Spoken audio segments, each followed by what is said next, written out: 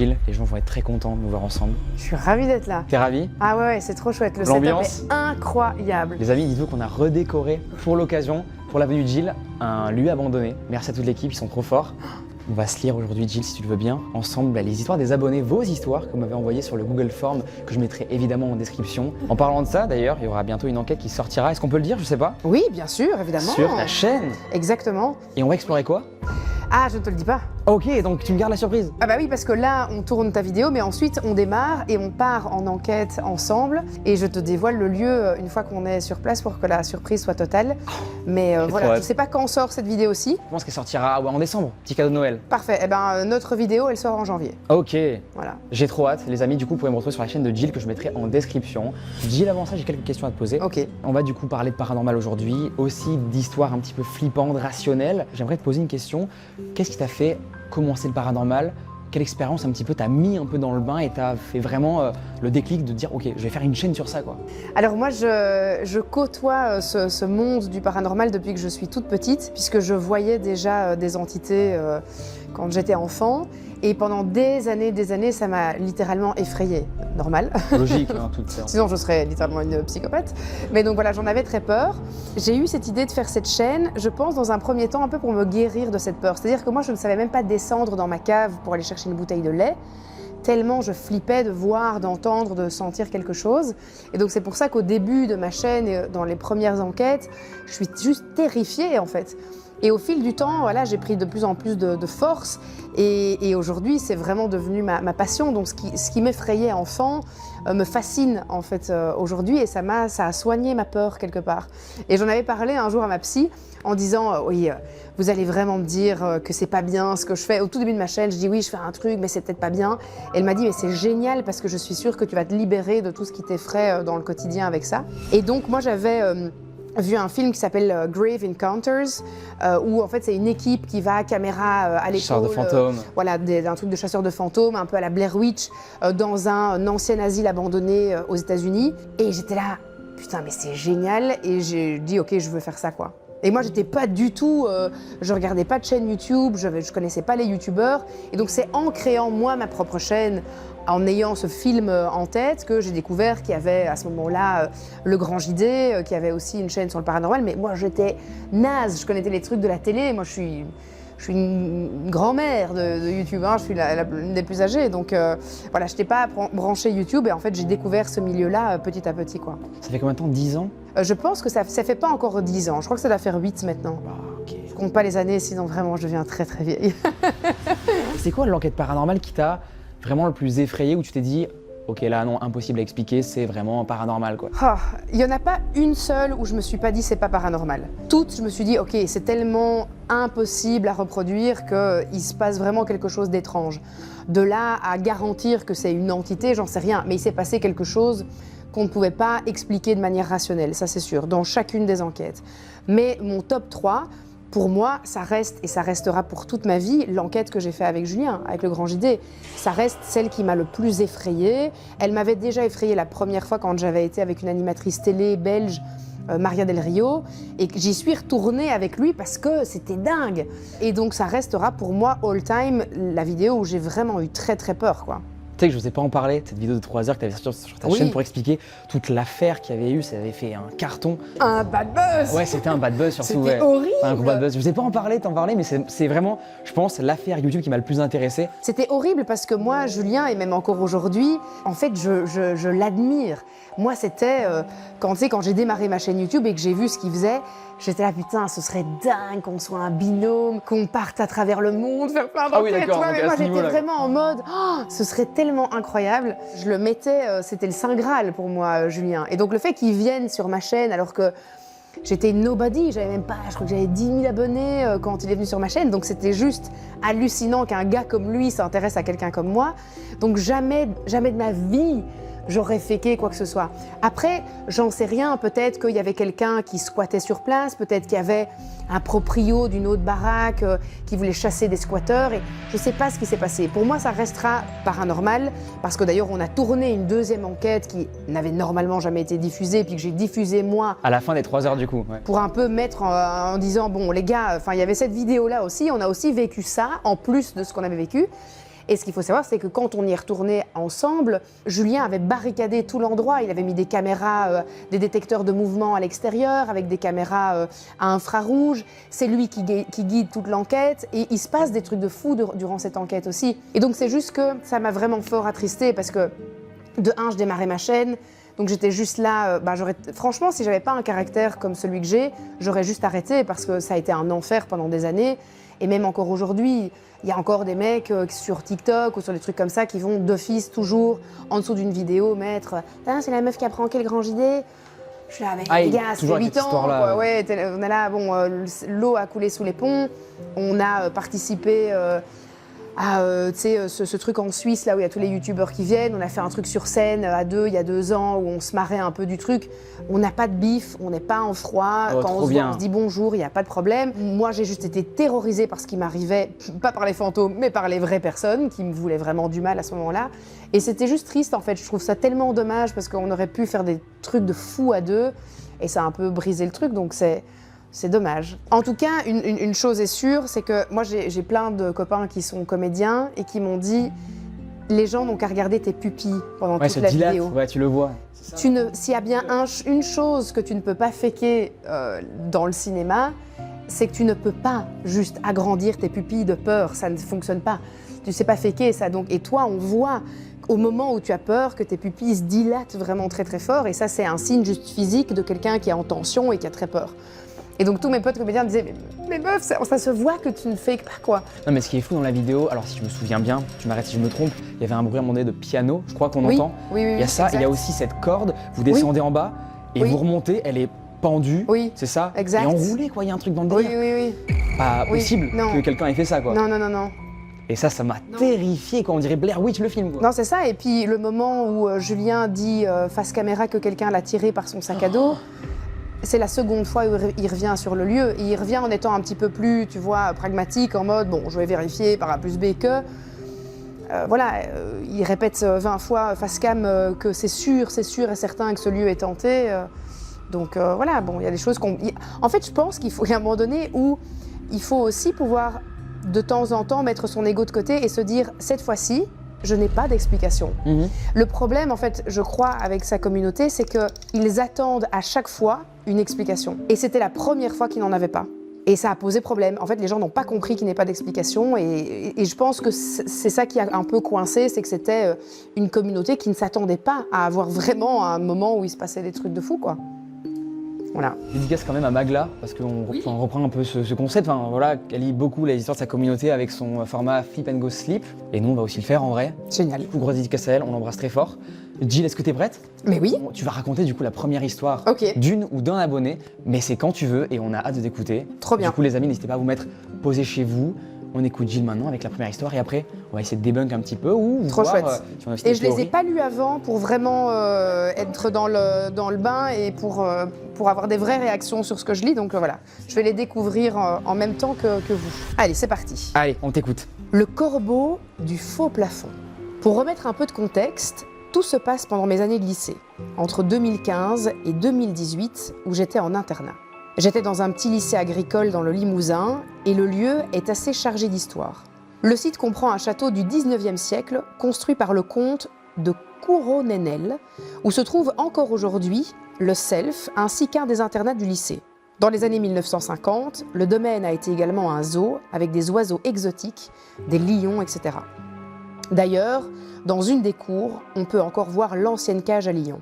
Il m'est arrivé plusieurs choses durant ces 4 années, mais je vais raconter uniquement la première. Tout se passe quand je suis en 3e à l'internat en cours d'année. Pour remettre un peu de contexte, il faut savoir que la répartition des internats change chaque année selon les effectifs, en fonction du nombre de filles et de garçons.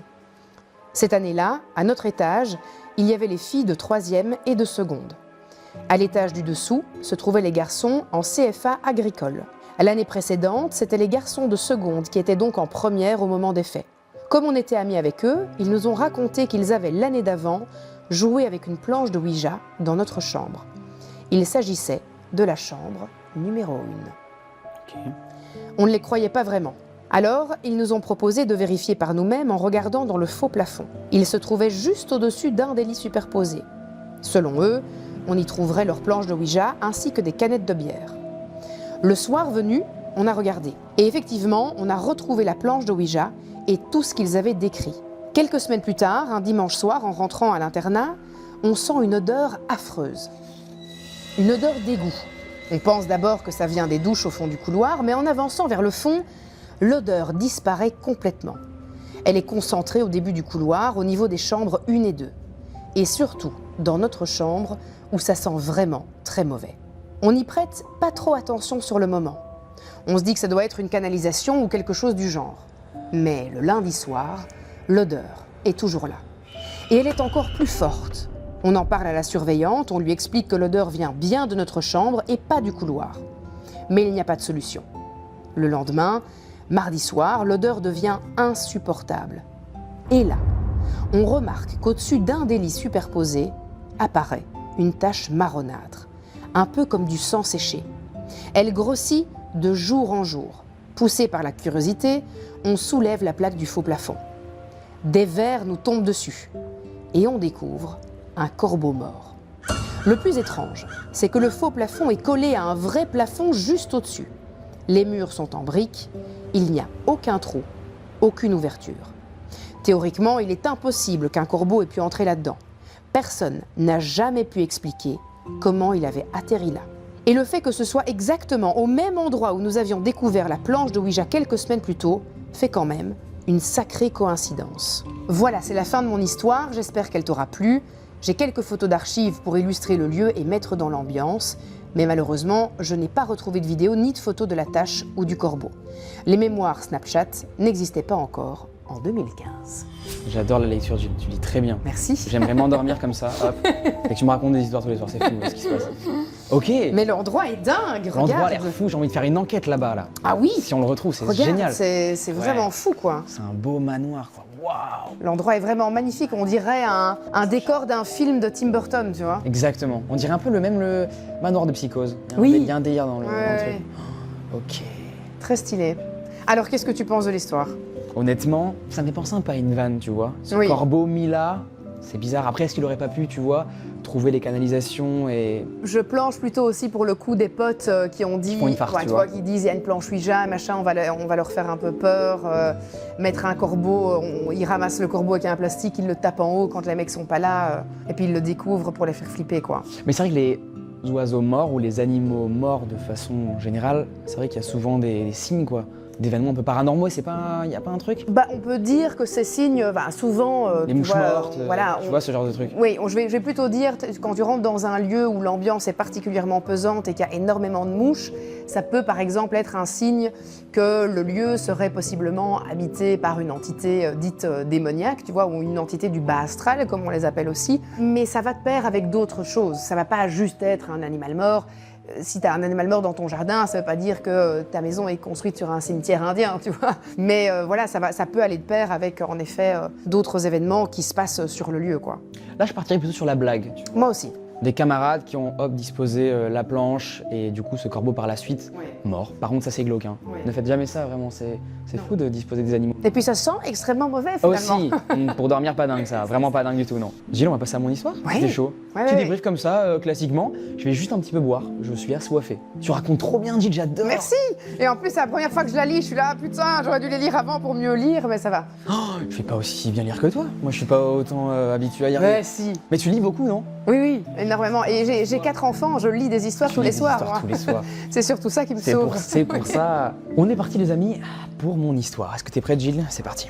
Les sifflements de l'hôpital abandonné. Bonsoir. Il y a environ 2 ans, j'ai décidé de partir en urbex avec ma copine.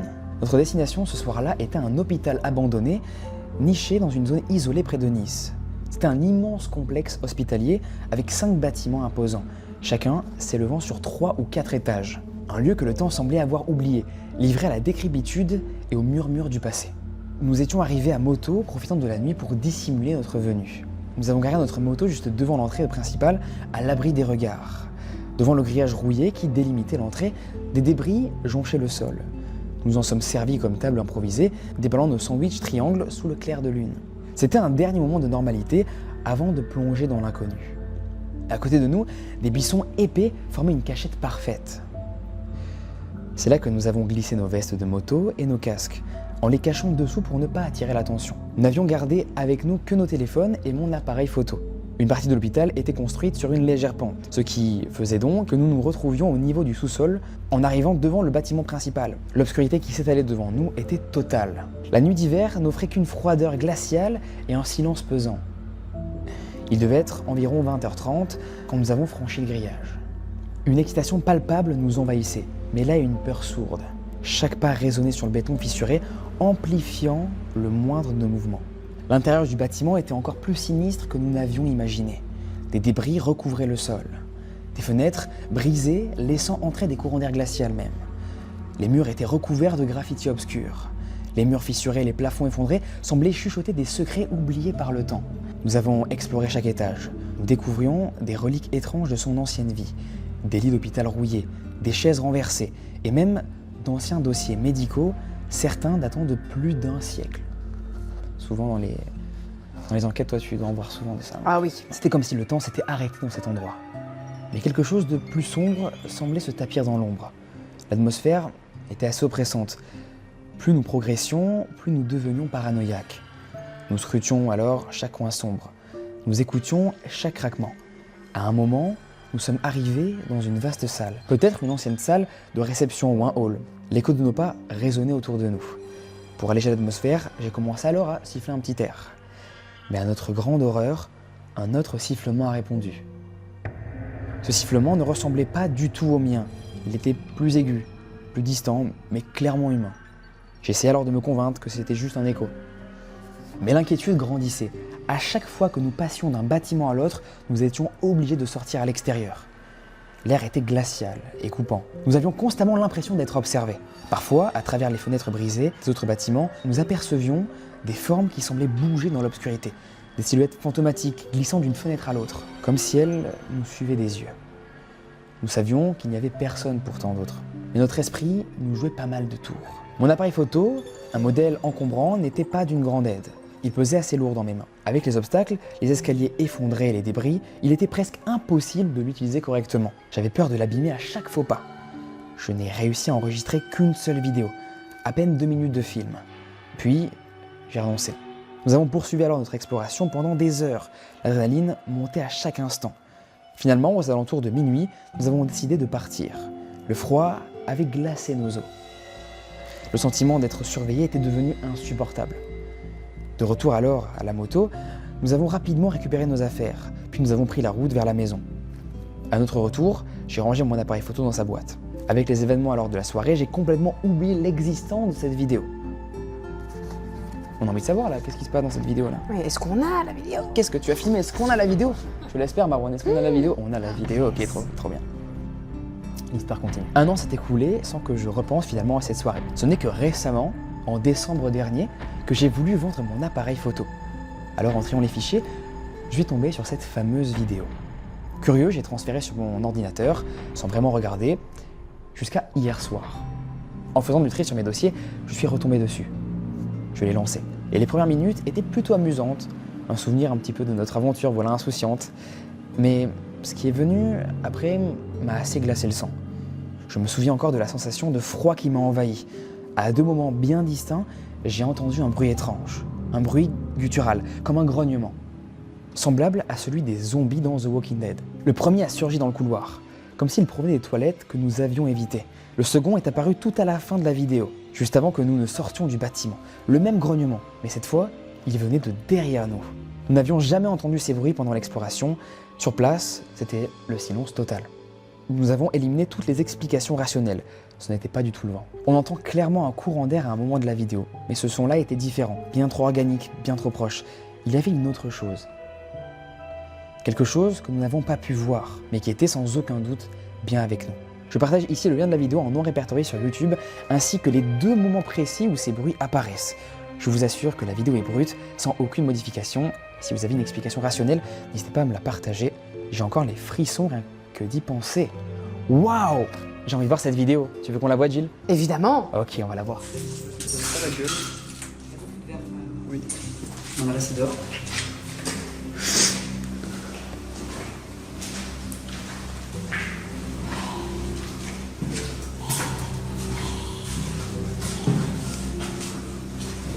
là, on a un bruit, ouais.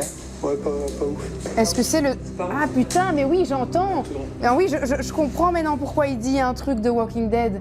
Parce que ça fait Un bruit de zombie un peu. comme ça, mais pas vraiment un grognement, mais plutôt quelqu'un qui respire, genre... Tu vois? Comme s'il l'inspirait. Ouais. Ouais, comme s'il avait du mal à respirer un petit peu. Ben, c'est un hôpital. Oh. Donc ça fait totalement sens avec quelqu'un Problème qui est respiratoire. intubé, tu vois, qui a un masque ou un truc comme ça. Oh, et vas-y, et toi le second? Pour voir. Il y a un petit courant d'air quand même. Ouais, il y a un petit air.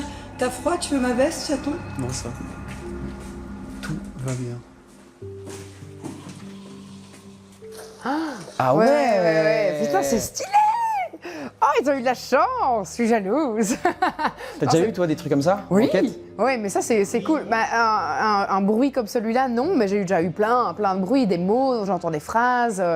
J'ai eu un vrai grognement. J'ai visité un fort abandonné avec le youtubeur Maxence, et en descendant à moins 20 mètres dans le sol, dans le fort, on entend en fait, enfin Gilles, mon réalisateur, entend lui, dans ses écouteurs, un grognement qui nous fait écouter après, parce qu'on remonte l'escalier 4 à 4. Et ce qui était fou, c'est que au même moment, donc mon réalisateur entend le grognement comme un grognement animal, tu vois, comme genre vraiment un chien qui grogne. Il l'entend et la seconde d'après, moi j'ai pas d'écouteurs donc j'entends rien, mais la seconde d'après je dis, il faut qu'on remonte tout de suite, il y a un truc qui est vraiment pas bon. Et moi j'avais rien entendu.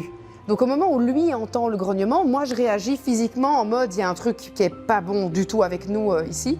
Et hop, on remonte et là il nous fait écouter ce qu'il vient d'entendre, quoi. Le fameux grognement, ok. Ouais.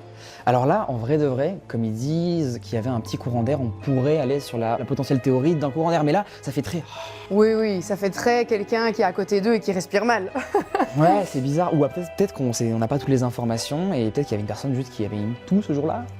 Je sais pas, bizarre. Sur ce genre de vidéo, on peut jamais trop savoir, mais c'est... Par contre, je voudrais dire que la personne qui a écrite a très bien écrit. C'était joliment écrit. Franchement, on aurait dit une histoire d'un livre, quoi. On remercie aussi Marwan qui a quand même réécrit aussi la vidéo. Ah bah bravo. Marwan, t'es trop fort. Merci à toi, frérot. Donc ouais, toi, du coup, on est sur du paranormal pour toi ou du rationnel, là? Bah, de ce que j'entends, j'ai envie de croire à la version paranormale. J'aime toujours plus pencher pour le paranormal que pour le rationnel, parce que voilà, c'est ce que j'aime et c'est ce en quoi je crois. Et tu ressens, surtout. Voilà, mais bon, là, j'étais pas sur place, donc je peux pas le garantir, mais j'espère que c'était paranormal. Les gens, des fois, ils me disent « Léo, arrête de trouver toujours des explications rationnelles, c'est peut-être des fois vrai. » Mais du coup, c'est dur quand t'as jamais vécu vraiment de trucs paranormal de dire « Ouais, mais là, c'est vraiment paranormal. » J'ai hâte ce soir de vivre, du coup, Ouais, quelque chose. J'espère qu'on aura des trucs. J'espère. Voilà, Je vais être full ouvert, en vrai. Oui. Vous verrez dans la vidéo, je vais vraiment être à fond. Je te laisserai tester plein de trucs. Ouais, parce que t'as quoi? T'as même les baguettes, J'ai des c'est ça? baguettes, j'ai les K2, j'ai la Spirit Voice, j'ai le pod, enfin il y a Tu plein voudras de tout trucs. tester? Ah oui, Oh, ok, évidemment. génial. Ah ouais, c'est toi le chef ce soir. Jill, ça va être maintenant à toi de raconter ton histoire. Let's go. C'est quand tu veux, on est quoi sur quel titre là? On est sur le titre La femme au bébé. Oh bébé, Ça me correspond plutôt bien. ça me rassure pas tellement. Je m'appelle Heidi, j'ai 25 ans et mes amis me tannent pour que je raconte cette histoire quelque part. En avril 2024, j'avais alors 23 ans, j'ai déménagé à plus de 450 km de chez ma mère pour mon premier emploi. J'ai d'abord emménagé dans un meublé qui ne me convenait pas du tout. Je me suis donc rapidement mise à chercher un nouvel appartement. Mi-mai, j'emménage dans un nouvel appartement en rez-de-chaussée. Il se situe dans une résidence calme, à 5 minutes de mon travail. Il n'y vivait presque que des personnes âgées. Je précise que mon appartement donnait sur l'avant de la résidence. Quiconque voulait entrer devait forcément passer devant mes fenêtres. Mes seuls voisins mitoyens étaient ceux du dessus, enfin, je le pensais. Le premier week-end, ma famille m'aide à meubler l'appartement. La première semaine, tout est parfait. L'immeuble résonne beaucoup, j'entends parfois des bruits venant des voisins du dessus, j'entends aussi les gens passer devant l'entrée. Le jeudi de la semaine suivante, des voisins qui avaient reçu du monde se disputent dehors. Ils sont juste devant ma chambre, vers 2 h du matin. Malgré le fait que je leur demande de se taire et l'intervention de la police, appelée par d'autres voisins, cela dure jusqu'à 5 h du matin. Le vendredi arrive et je suis exténuée par ma courte nuit. La journée passe. Vers 23 h, je m'agace car j'ai consommé toute ma 4G. Ma box internet n'est pas encore arrivée, j'en ai besoin pour les jours suivants. Les galères finalement d'un nouvel appartement. Je décide donc de me coucher vers minuit. Je dois me lever à 9h le lendemain pour prendre la route pour l'anniversaire d'une amie en Île-de-France. Et c'est là que tout commence. Vers 2h30 du matin, je suis réveillée en sursaut par les hurlements d'un bébé. Je rationalise immédiatement, je me dis que c'est peut-être le bébé des voisins du dessus. J'essaie de me rendormir. Puis, une sonnerie d'iPhone retentit. Je me fige. Elle sonne si fort que c'est comme si elle était dans mon appartement. Je tourne la tête vers la porte fermée de ma chambre, elle donne sur le salon. Je remarque un rail de lumière sous la porte. Je commence à paniquer. Je me dis que je dois vérifier. J'ouvre la porte, il n'y a personne. Je réalise que j'ai simplement oublié la lumière allumée. Mais la sonnerie continue. Je fouille les placards, le cellier, la salle de bain. Puis, je regarde par le judas. Et là, une femme. Elle est assise sur mon paillasson. Et elle est avec 2 bébés. Ils hurlent comme je n'avais jamais entendu pleurer un bébé auparavant. Ma première pensée est qu'il s'agit peut-être d'une femme battue. Je pense qu'elle a besoin d'aide. Je mets le bloc-porte et j'ouvre. Je lui demande si elle va bien, je lui demande si je peux l'aider, elle me répond immédiatement de la laisser entrer. Je lui dis que ce n'est pas possible, mais je lui propose d'appeler la police. À partir de ce moment-là, à chaque question que je lui pose, elle me répond la même chose. Elle me dit qu'elle a hâte que je lui ouvre la porte. Je commence vraiment à flipper. Au bout de quelques minutes, je lui dis plus fermement que je n'ouvrirai pas. Je lui dis que je vais appeler la police.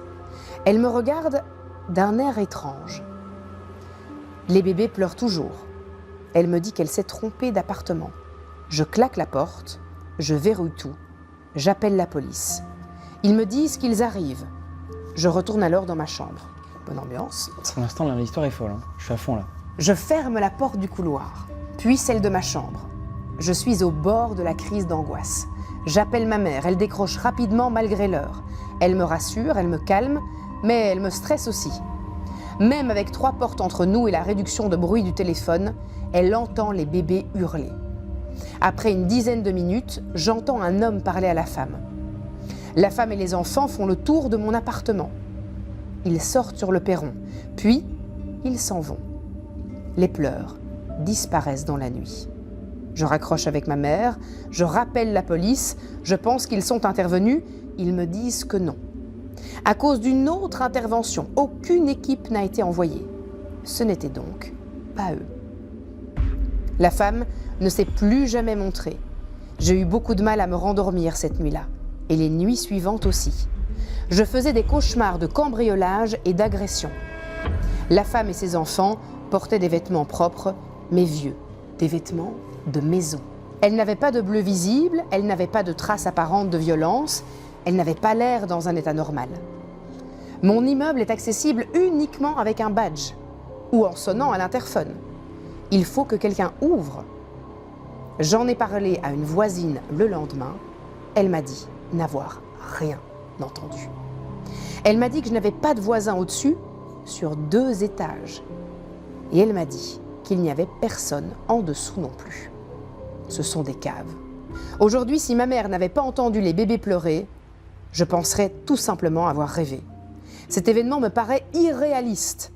Je ne sais pas ce que cette femme voulait, je ne sais pas pourquoi elle était là à 2h30 du matin. Ma théorie principale est qu'elle servait d'appât, pour que j'ouvre la porte et que quelqu'un me fasse du mal ou me cambriole. Cela arrive malheureusement, surtout quand on est une femme seule. Depuis, je suis revenue en Île-de-France, je suis auprès de ma famille et de mes amis. Plus rien ne s'est jamais produit dans cet immeuble. Merci d'avoir lu ma longue histoire. As-tu ou avez-vous des théories?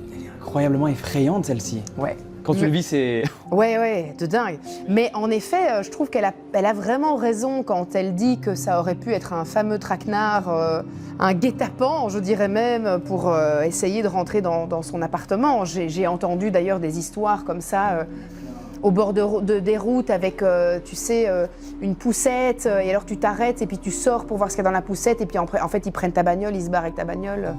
J'ai déjà entendu des trucs comme ça. Souvent, les gens, en flippant. fait, qui veulent faire ça, jouent sur la pitié. Mais oui, évidemment. Putain, moi je me serais fait avoir direct. Mec, j'aurais laissé rentrer la bonne femme tout de suite chez moi. J'aurais été là.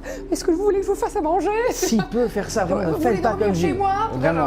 Moi j'aurais, mais je me serais fait avoir direct. D'ailleurs, pour la petite anecdote d'un truc qui clairement aurait pu tourner au massacre. Heureusement, le gars était très gentil, mais là, je pense que c'était il y a 2 ans, ou même 3, je sais plus, c'était dans ma maison actuelle ici. J'ai un jeune Allemand avec son vélo qui est arrivé, qui a sonné à ma porte, et en fait, il faisait de l'Allemagne jusque Paris à vélo. Et il m'a dit, oui, voilà, la nuit commençait à tomber, il m'a dit dans un anglais approximatif qu'il cherchait un endroit où dormir et qu'il pouvait demander s'il pouvait mettre sa tente dans le fond du jardin. Et le mec a tout bonnement dormi chez moi. Tu l'as accepté? Je l'ai accepté, il a mangé avec nous, il a joué au foot avec les garçons dans le jardin, je lui ai fait un petit matelas le soir dans le salon avec un petit film sur Netflix. Le mec était refait, mais très clairement, on était tous là, les enfants étaient là. Il aurait pu nous voler ou quoi, mais je suis une bonne âme, que veux-tu, donc, et je suis toujours en contact avec lui. C'est vrai? Ouais. Et comment il va? Il va très très bien et il continue à faire des tours comme ça à vélo. Et du coup, après, j'avais fait une story où j'avais expliqué ce qu'il faisait et il a eu point par point, étape par étape, des abonnés qui l'ont accueilli chez eux aussi, donc c'était trop chouette. Ouais, non, c'était génial. C'est finalement une belle histoire. Donc tu l'as accepté alors que le scénario de base était vraiment un film d'horreur. Ah oui. Vraiment.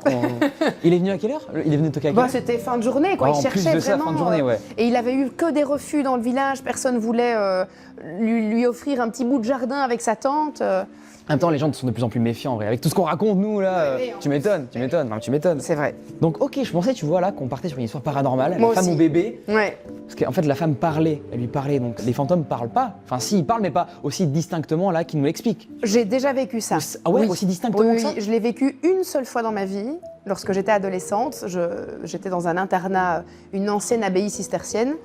Et j'ai vu de mes yeux, comme je te Une vois. nonne, c'est ça, non? Une nonne, non, j'ai vu une fille. Ouais. Oui, j'ai vu aussi la nonne, mais avec elle, je n'ai pas parlé.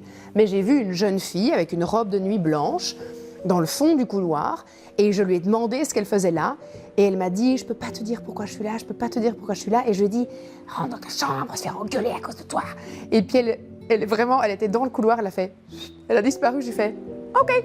J'ai pris mon matelas parce que je m'étais engueulée avec mes copines avec qui je dormais. J'ai repris mon matelas, mon édredon, mon oreiller, je suis re-rentrée dans la chambre, je dis, j'ai vu voir une meuf qui à mon avis n'existe pas. Et elle m'a vraiment parlé, quoi. Et je lui ai répondu, elle m'a répondu. Mais se matérialise comment ces entités? Écoute, j'ai vu une fille Comme dans le fond comme du une couloir, personne vraiment humaine, humaine, quoi. Ouais. Sauf que c'était une jeune fille, elle était habillée en effet avec une robe de nuit qui ne datait pas de notre génération. Et je me suis même dit, putain, c'est qui cette meuf là? Je reconnais pas qui c'est de l'internat. Et je me suis dit, c'est quoi cette robe de nuit chelou, de vieille grand-mère, tu vois? Mais t'avais quel âge à cette époque-là? J'étais en internat, j'avais 14 ans. T'étais jeune, quoi. T'étais encore insouciante et Oui. prêt à voir ça. Mais j'en quoi. ai vécu des trucs, hein, là-bas, vraiment. Bah oui, j'avais vu, dont t'as la fait pas nonne. une vidéo avec Gaël pour expliquer un petit peu tes Oui, galères oui. d'internat, Mais galères j'ai paranormales, même quoi. fait une vidéo avec les filles avec qui c'est j'ai vrai, vécu ça, qui étaient avec moi à Le l'internat. mec est fan, vraiment, avec toutes les rêves, quoi, c'est génial. Bah écoute Gilles, merci pour ce récit, on va passer au mien. Ouais. Avant ça, tu connais, petite bouteille d'eau qui met bien. C'est parti. Les empreintes du soldat fantôme. Salut Léo, je suis un abonné de ta chaîne, mais je suis surtout avec ma femme et d'autres amis enquêteurs en paranormal. D'ailleurs, nous avons une association qui se nomme le Calais Paranormal Tour, dédicace à eux. Tu connais? Non, mais c'est Ok, trop cool. dédicace à eux. J'ai énormément d'histoires à te raconter avec preuves à l'appui, comme photos, vidéos, PVE, etc. Ça c'est génial, quand on a des preuves, et les amis, je vous invite vraiment à m'envoyer des preuves quand vous nous racontez ce genre d'histoire-là, comme ça on a des choses sur quoi s'appuyer quand on fait finalement nos théories. Je vais te raconter en quelques mots une histoire qui s'est passée dans une église où nous avons énormément de PVE, de photos et de vidéos de fantômes. Il y a un peu plus de 10 ans, nous remettions en place un tableau qui faisait 7 mètres sur 5 dans cette fameuse église et j'ai laissé alors mon fils vadrouiller le temps de surveiller les travaux, le tableau n'ayant pas encore été encadré. Quelque temps après, mon fils vient nous chercher en nous disant « Venez voir, il y a plein de plâtres par terre ». Il faut savoir que je suis également secrétaire d'une autre association où nous défendons le patrimoine et l'architecture. Je vais voir rapidement en me disant « Merde, encore des travaux ». Effectivement, au sol, un gros morceau de plâtre avec des empreintes qui ressemblaient à des empreintes de bottes. Instinctivement, comme tout le monde, je lève les yeux pour voir de quelle voûte venait de ce morceau de plâtre et je m'aperçois que les empreintes de bottes que l'on voit au sol se retrouvent sur le plafond en chaîne. à plus de 10 mètres en hauteur. Instinctivement, j'ai commencé alors à prendre des photos du sol, puisqu'il fallait bien évidemment nettoyer et balayer. Mais d'autres personnes ont fait la même chose que moi. D'ailleurs, il y avait beaucoup de membres du Lion Club qui ont fait de même. Si je te parle du Lion Club, ce n'est pas pour faire le fanfaron. C'est simplement que généralement, il y a beaucoup de médecins, d'avocats et d'autres professions très terre-à-terre et cartésiennes. Après avoir nettoyé, nous avons alors également pris des photos du plafond et à ce jour, elles sont toujours visibles dans l'église. Je te joins alors les photos des empreintes. Quelque temps après, nous avons fait passer une médium, une amie à nous, qui nous a confirmé que c'était bien des bottes, mais d'un soldat allemand. Je tiens à apporter également une précision, très sceptique et n'aimant pas crier aux fantômes, avant d'avoir eu des preuves, j'ai d'abord cru que des ouvriers dans la journée avaient joué avec la nacelle qui était dans l'église, car pour mettre le tableau, nous avions besoin d'une nacelle pour le placer en hauteur. Mais après vérification, il n'y avait aucune empreinte de roue de celle-ci. Nous avons mené d'autres enquêtes, mais particulièrement, nous avons favorisé cette église. Pendant les travaux, il y a eu des apparitions spectrales, des fantômes, l'apparition d'un moine sur une photo même et des PVE. Bonne lecture et mille merci pour ton travail, je me régale à chaque émission. On a les photos. Ok, on a les empreintes, regarde. C'est fou. Ah oui, dis. Dingue.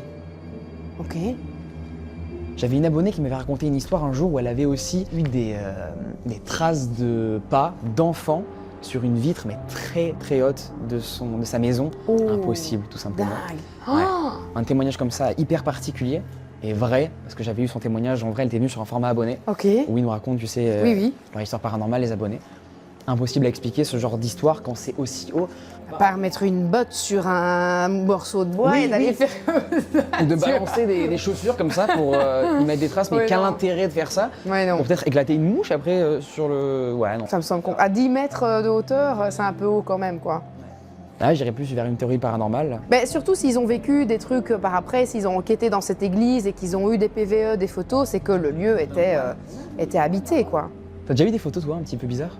Oui, bien sûr, j'ai des photos avec des orbes, mon gars, je te montrerai tout à l'heure, des trucs, mais fous, dans un seul endroit, parce que je fais des photos dans tous les endroits où je vais, et ce truc avec les orbes, je l'ai eu que dans un seul endroit. Après, on en capte dans les vidéos des orbes, mais en photo, en faisant moi-même des photos, c'était le Et seul des endroit. vrais orbes qui ressemblent pas du tout à des particules, quoi, de la poussière, non? Non, je te montrerai les photos, c'est fou. Et dans le même endroit, à l'intervalle de 5 minutes, avec la même luminosité, tu ne les vois plus, quoi. Enfin, il y en a plus, donc c'est trop bizarre. Ok, merci Marwan. La photo du moine. Waouh, alors c'est pas tellement visible, donc ce moine apparemment ressemblerait à ça. Ok, et là on le verrait sur cette photo-là. Je sais pas si tu peux voir, mais je ne le vois pas, quoi. Mais du coup, l'abonné nous a encadré en noir apparemment l'apparition du moine, mais Ouais. moi que je ne vois pas. Je sais pas si vous dans les commentaires vous le voyez. Faudrait peut-être booster l'exposition pour le voir, mais je vois rien. Oui, j'ai un peu du mal à voir à part des ombres de l'église, quoi, tu vois, mais... Ouais. Bizarre. Bon, là, c'est vrai que c'est un petit peu... Ton imagination peut fort jouer, parce que voir des formes et des visages, tu peux en voir partout. Dans les nuages, dans un... Regarde, fais le test quand tu es en montagne, tous les visages que tu peux capter en montagne, c'est assez Avec les hallucinant. pierres, tu veux dire les roches? Oui, Ouais. exactement. Donc, ouais, ça... Je suis moins cliente de ça. J'ai un copain qui a fait une photo, par contre, dans un lieu comme ça abandonné, une photo d'un militaire allemand Ok. de l'époque de la guerre 39-45, où là, je te montrerai la photo. Là, tu vois Tu le vraiment un discernes gars. bien. Tu vois un gars, tu vois son arme, tu vois son son arme. casque. Oui, c'est assez fou, quoi.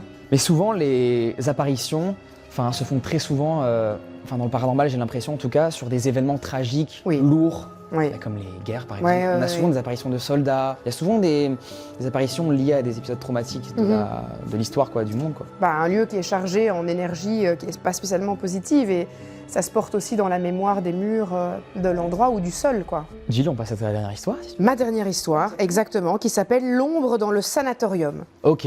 Ça sent bon, genre. T'as déjà fait toi des sanatoriums? Oui. Et alors, on a eu des résultats?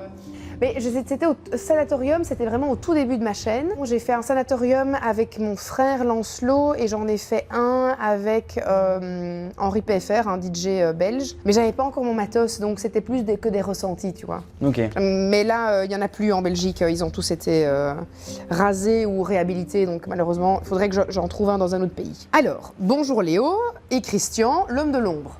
Christian qu'on embrasse évidemment, et Marwan aussi, et Clément qui font partie de l'équipe. Je m'appelle Tony, Je vis à Caen depuis toujours et j'ai 28 ans. L'histoire que je vais te raconter se déroule en mai 2019. Moi et plusieurs amis, que j'appellerai par souci d'anonymat James, Carrie, Bruce et Kyle, Ok, très tous les américain noms tout américains, ça. Ouais, exactement.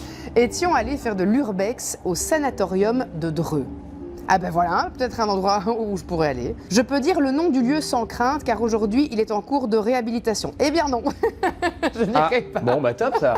Alors, on a annulé le projet du coup du sanatorium, fallait pas ça part. L'ascenseur émotionnel. James, Carrie et Bruce sont passionnés de paranormal et sont aussi venus au sanatorium pour essayer d'enregistrer des preuves. J'avoue moi-même adorer les histoires de fantômes, mais j'étais surtout intéressée pour prendre des photos des lieux afin de m'exercer à la photographie et garnir ma page d'urbex. Kyle, lui, est un habitué de l'urbex et le fait en général en solitaire. Nous étions arrivés le matin après avoir fait un long trajet depuis Caen. À un moment donné, sur les lieux, Kyle et moi avions décidé de nous séparer l'un et l'autre et de laisser James, Carrie et Bruce jouer les Zak Bagans au dernier étage. Je n'ai pas pu m'empêcher, pour me moquer un peu d'eux plus tard dans la journée, de me cacher dans une pièce vide et de répondre à leurs questions par des toc-toc sur le panneau de la porte, les faisant flipper pendant que j'avais du mal à ne pas exploser de rire. Le rituel dans un lieu abandonné quand on est avec des potes. Forcément, au bout d'un moment, je me suis fait repérer et je peux te garantir que les trois m'en ont énormément voulu durant plusieurs semaines. Pendant ma visite solitaire, alors que les trois étaient occupés à poser des questions au dernier étage et que Kyle, lui, était dehors dans un autre bâtiment, j'avais pris l'idée débile, durant toute la journée, de prendre à chaque fois 2 photos avec une demi-seconde d'intervalle dans le cas où j'en raterais une.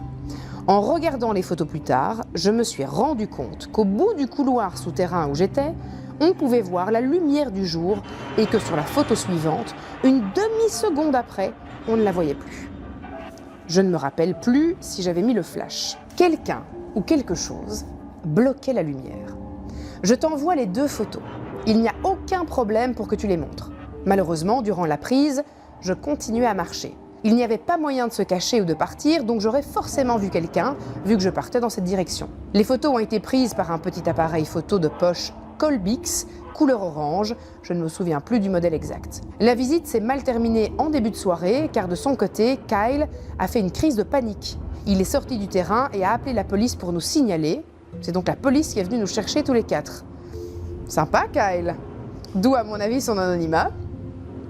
Nous n'avons eu aucune sanction à part devoir montrer nos papiers d'identité et recevoir un sermon.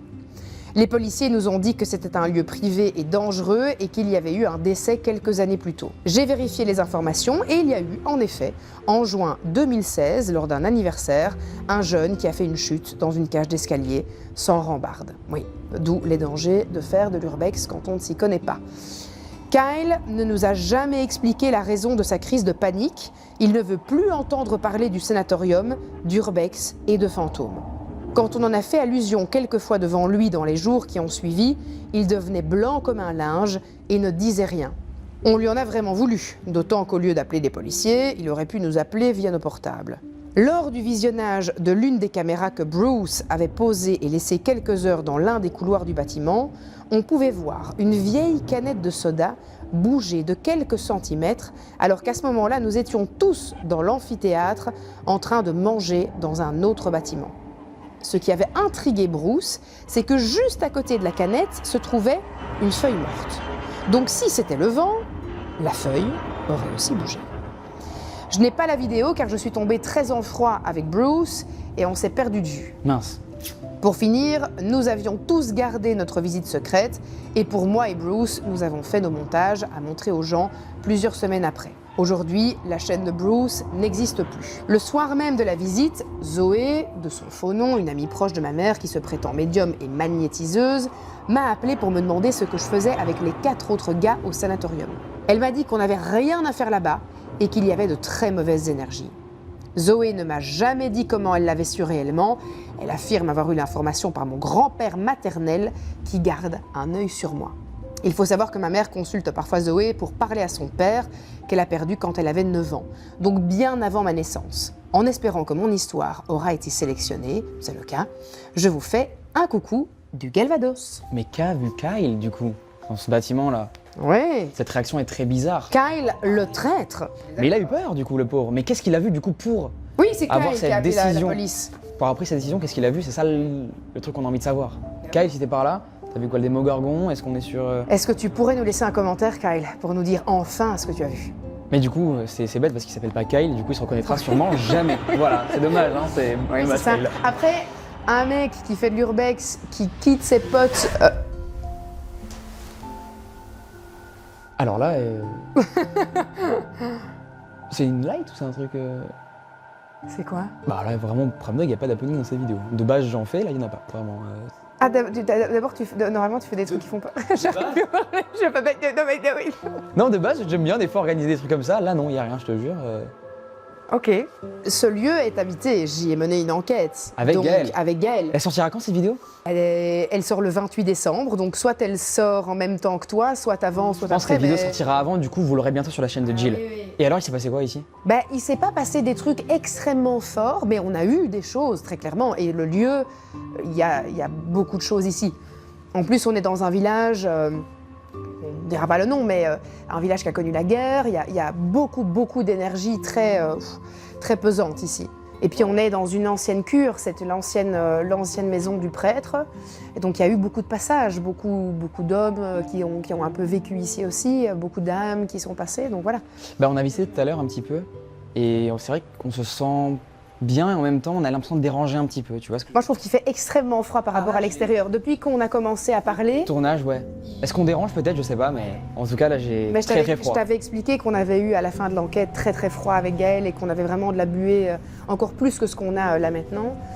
Mais plus on avance, plus j'ai très froid quoi. Ah bah oui, clairement, là, j'aurais pas dû venir en pile. Vraiment, c'était la pire idée, je pense, de cette vidéo. Je suis ravie d'avoir mis un legging sous ma robe. Bravo à toi. Moi, l'inverse de ça, vraiment. Mais on a une photo du sanatorium. Hein. Donc, bon, ici sur papier, on voit pas grand-chose parce que c'est une histoire d'ombre apparemment et de flash qui n'allait pas. Et donc là, on voit sur cette image qu'il y a donc du coup la lumière du jour Oui. au fond. Passe, du Oui. coup, ouais. Et sur la photo qui vient juste après, il n'y a plus de lumière. Donc, Oh. ce qui implique que quelqu'un, comme il le dit dans son histoire, que quelqu'un ou quelque chose soit passé devant. Pour cacher finalement le... Oh waouh. Ah Ah oui, ok, dingue. Ah bah oui, très clairement. Ou une réflexion qui s'est faite à la première photo C'est et ça, pas ouais. à la deuxième. Mais ça me semble fort loin pour qu'il y ait une réflexion avec un flash. Sauf s'il y a un miroir ou de l'eau ou... J'ai l'impression que c'est une vitre, en fait, au fond. Tu vois, et qu'il y a un flash qui a fonctionné, pas l'autre, parce que c'était deux photos et qu'il y en a une qui a pris le flash et pas la deuxième, je sais pas. Mais ça voudrait dire que s'il y a quelque chose qui a bloqué cette entrée de lumière, c'est que ça devait être énorme, quoi. Parce que vraiment, pour bloquer toute cette lumière entrante, il faut vraiment que ce soit quelque chose de très épais, quoi. Donc ça, on dirait que c'est plutôt un bug, en vrai. Mais en tout cas, ça peut pas changer leur témoignage, quoi. Ils ont vraiment vécu quelque chose de bizarre. Et du coup, c'est vrai que cet événement rend le truc, du coup, très bizarre, ok. Un sanatorium, s'il se passe pas un truc chelou dans un sanatorium, je sais pas où tu peux choper des trucs, tu vois. Sanatorium, ils soignaient la tuberculose, c'est ça? Mais souvent, les sanatoriums, c'est très chargé, il se passe quand même souvent des trucs, quoi. Ah, il y a plein d'histoires qui tournent autour des sanatoriums. Ils soignaient les patients, je crois, avec le soleil, c'est ça? Ils pensaient que ça les soignait et ça, Ils les mettaient... la plupart ils- mouraient, quoi. Ils venaient faire des cures là-bas. Bah merci Jill. C'est Avec ta dernière plaisir, histoire, dis du coup. merci à toi, c'est très cool. Bah écoute, par contre ça m'a fait vraiment Pramdog peur. Oui, moi j'ai Je eu, m'y attendais pas. j'ai eu un petit coup de pression. Mais attends, mais j'ai vu dans une vidéo, avec Gaëlle, vous racontiez des histoires et c'était passé aussi un événement bizarre pendant une vidéo, non? Premier degré. Non, mais Pramdog, à chaque fois que je tourne une vidéo avec quelqu'un et où on parle de phénomènes, il se passe toujours un truc. Dans toutes mes interviews, au moment où je parle de fantômes, il se passe un truc, il y a un élément du décor qui tombe. J'ai fait une vidéo avec Alix Grousset, mode interview, il y a un cadre qui se casse la gueule derrière nous. J'avais fait le QG à l'époque avec Jimmy, tu vois, et il y a une light qui se décroche de leur mur qui tombe au moment où je parle de ça. À chaque fois, j'ai un truc comme ça. S'il y a quelqu'un, n'hésitez pas à faire un bruit. Ce serait sympa de nous montrer que vous êtes là. On verra du coup si à la fin de la vidéo, restez les amis, comme ça vous verrez peut-être le bruit Oui. qu'a provoqué Jill. C'était chez l'un de mes meilleurs amis, Alexandre, qui vivait dans un grand domaine proche de Montpellier. Ce domaine est en fait une grande écurie car lui et son père, Franck, sont dresseurs de chevaux professionnels pour différents clients qui laissaient leurs chevaux en pension. Il y avait donc plusieurs habitations, celle de son père, celle des palefreniers, qui s'occupaient de l'écurie et celle de mon ami Alexandre. Ça faisait plusieurs années que je le connaissais et j'ai passé beaucoup de temps là-bas. C'est un endroit très paisible, je n'avais jamais relevé quoi que ce soit de négatif ou d'inquiétant. Un jour, courant 2022, je passe une semaine dans sa maison parce que je suis un très bon bricoleur. Et on avait décidé de rénover la maison d'Alexandre qui est de plein pied. Peinture, etc. Vous connaissez. Pendant une bonne semaine, je dormais chez lui et tous les soirs, on se posait ensemble dans le séjour. On dormait dans le salon, devant la télé, car les chambres étaient en travaux et on devait les finir après. Mais un soir, après les travaux, on se dit qu'on va faire un petit apéro. On boit un peu trop, puis on décide d'aller se coucher pour reprendre le lendemain. Moi, j'ai du mal à dormir ce soir-là, et j'ai l'idée de mettre une sourate, un chant religieux musulman très apaisant qui m'aide à dormir d'habitude. Et là, un événement bizarre se produit. Mes écouteurs sans fil se mettent à grésiller très fort, comme avec de grosses fréquences. Ça ne m'était jamais arrivé avec mes AirPods. J'étais dans l'incompréhension totale. J'ai aussitôt senti une sensation étrange, une sorte de pression dans l'air. Je me suis dit que j'avais sûrement trop bu, que j'avais juste chaud. Et je me suis alors endormi. Le lendemain, on reprend les travaux, mais je ne suis pas du tout à l'aise dans la maison, alors que ça fait des années que j'y passe du temps. Très inhabituel.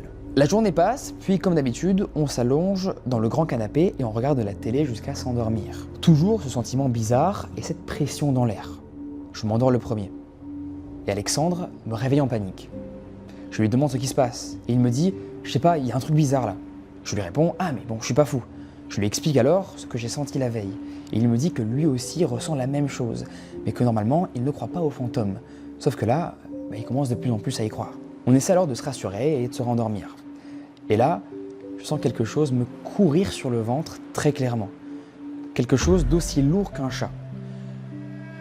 Je crie et je réveille Alexandre. On décide d'allumer toutes les lumières et d'essayer de dormir avec pour se rassurer.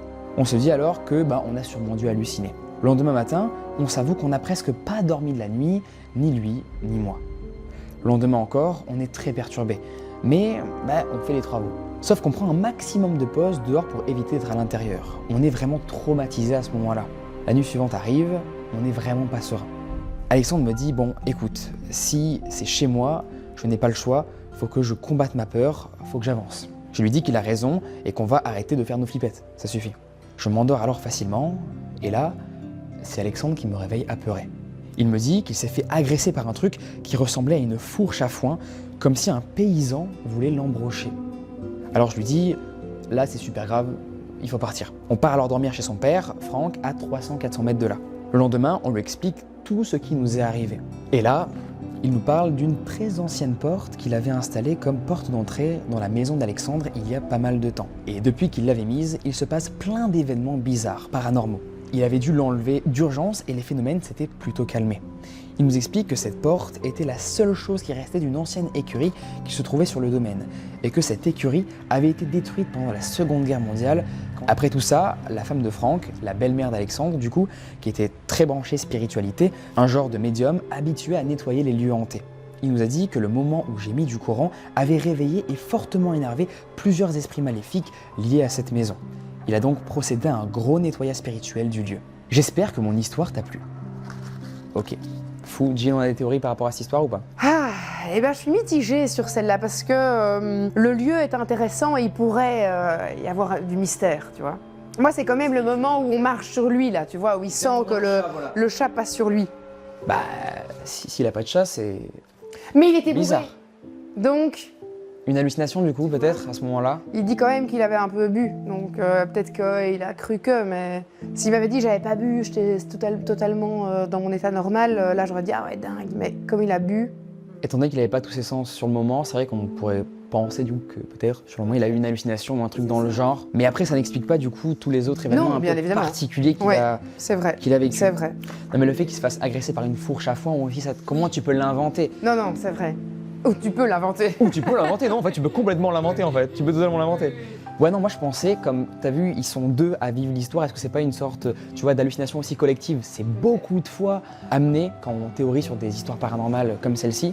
Ça peut être ça aussi en vrai. Les amis, dans les commentaires, n'hésitez pas à nous dire vos théories, ça nous ferait plaisir. Et d'ailleurs, sur toutes les histoires, c'est trop cool, les gens souvent, tu sais, ils commentent, je sais pas s'ils le font sur ta chaîne, c'est fou, leurs théories et tout, et souvent c'est des énormes pavés. Faites tout le temps ça, c'est génial, vraiment, continuez. Merci Jill. Merci d'être venue. Léo, ça c'est m'a trop fait cool. trop plaisir, vraiment merci beaucoup. On a eu froid. On a eu très froid, et de plus en plus. Et de plus en plus. avait Surtout froid. après le bruit suspect. Non mais en vrai, je sais pas, il n'y a pas d'objet pourtant qui a bougé, Non, non, mais c'était vraiment dans la pièce d'à côté qu'il y a un truc qui est tombé ou qui a bougé, ou peut-être. Après, on est dans un vieux bâtiment, hein, un rat, une souris. Ça travaille évidemment, même Exact. le roi, etc. Oui, oui, voilà. Jill, j'ai qu'une hâte, c'est d'aller enquêter ce soir, moi, perso. Allez, un petit spaghetti bolo et puis on est parti. C'est ça, c'est vrai que c'est fou déjà l'accueil. Merci Jill pour ça. Avec plaisir. Elle nous a préparé premier degré un spaghetti bolo pour toute l'équipe. Trop cool.